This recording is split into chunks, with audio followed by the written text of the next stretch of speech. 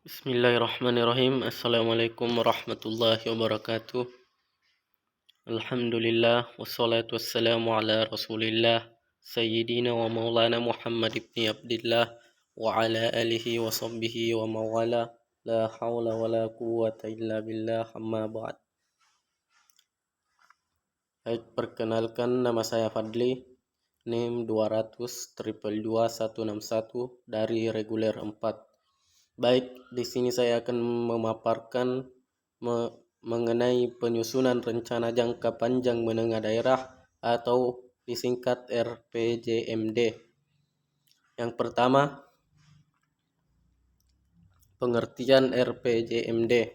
Rencana pembangunan jangka menengah daerah adalah penjabaran dari visi, misi, dan program kepala daerah yang penyusunannya berpedoman pada RPJPD serta memperhatikan rencana pembangunan jangka menengah nasional atau RPJMN. Yang kedua yaitu fungsi RPJMD.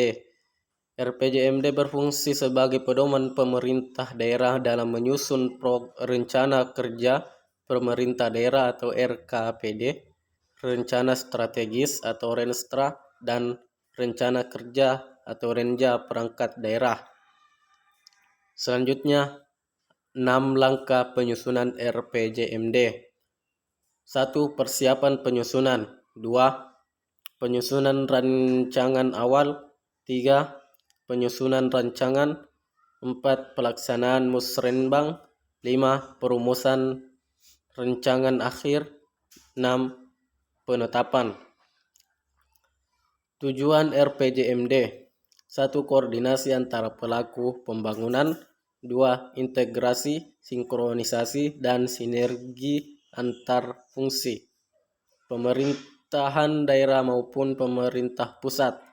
3. Partisipasi masyarakat. Dan 4. Penggunaan sumber daya secara efisien, efektif, berkeadilan, dan berkelanjutan. Selanjutnya, ruang lingkup RPJMD. Ruang lingkup RPJMD yaitu meliputi 1. Visi, misi, dan program gubernur.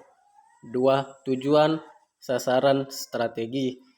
3. Arah kebijakan pembangunan daerah dan keuangan daerah. 4. Program perangkat daerah. Dan 5. Rencana kerja dan pendanaan yang bersifat indikatif, efisien, efektif, berkeadilan, dan berkelanjutan. Selanjutnya adalah landasan hukum. Landasan hukum penyusunan RPJMD sebagaimana diamanatkan Undang-Undang Nomor 25 Tahun 2004 tentang Sistem Perencanaan Pembangunan Nasional. Pasal 2 ayat 2 disebutkan bahwa perencanaan pembangunan nasional disusun secara sistematis, terarah, terpadu, dan tanggap terhadap perubahan. Selanjutnya adalah substansi RPJMD. Yang pertama, RPJMD menekankan tentang pentingnya menerjemahkan arti visi, misi, dan agenda kepala daerah terpilih. Nomor 2, ke dalam tujuan, sasaran, strategi, dan kebijakan pembangunan. 3, yang merespon kebutuhan dan aspirasi masyarakat. Serta 4, kesepakatan tentang tolak ukur kinerja untuk mengukur keberhasilan atau ketidakberhasilan pembangunan daerah dalam 5 tahun ke depan. Selanjutnya yaitu prinsip penyusunan RPJMD terdiri dari 5 strategi. Pertama, strategi. 2, demokratis dan partisipatif. 3, politis. Dan 4, perencanaan bottom up. Dan 5, perencanaan top down. Selanjutnya yaitu pelaksanaan musrembang. Musrembang RPJMD bertujuan untuk penajaman, penyelarasan, klarifikasi, dan kesepakatan terhadap tujuan, sasaran, strategi, arah kebijakan, dan program pembangunan daerah yang telah dirumuskan dalam Ranwal RPJMD. Bapeda melaksanakan dan mengkoordinasikan musrembang RPJMD yang dilaksanakan paling lambat 75 hari setelah pelantikan kepala daerah dan dihadiri oleh para pemangku kepentingan.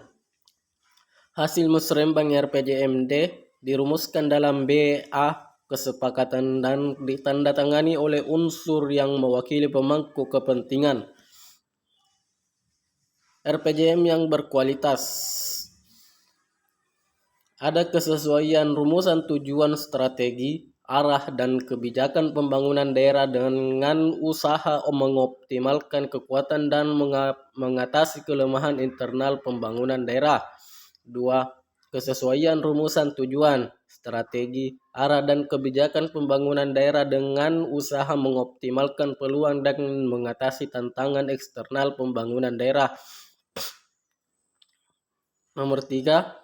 Ada penerjemahan yang baik dan sistematis dari visi, misi, dan agenda KADH terpilih ke dalam perumusan tujuan, strategi, dan kebijakan pembangunan daerah.